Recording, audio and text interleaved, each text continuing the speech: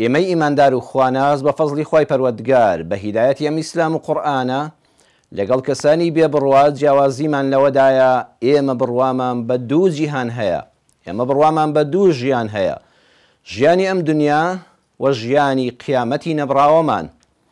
ئێمە وەکو مسلمان داوا لە خوای پەروەردگار دەکەین هەردوو ژیانەکەمان، هەردوو جیهانەکەمان جوانترین بێ.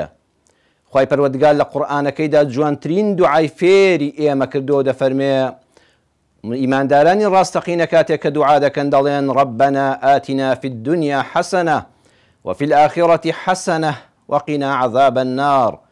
ئێمە داوا دە پەروەردگارمان ذاتی ئەڵڵا دەکەین سبحانه وتعالى ئەم چەند ڕۆژ و ساڵی کە لەسەر زەوی دەژین ژیانێکی جوان بێ، ژیانێکی خۆشگوزەران بێ، ژیانێکی پڕ لە ئەمن و ئەمان بێ، وڵاتێکی ئاوەدان بێ، میلەتێکی سەربەرز بێ، بە یەکەوە تەبا و برابین.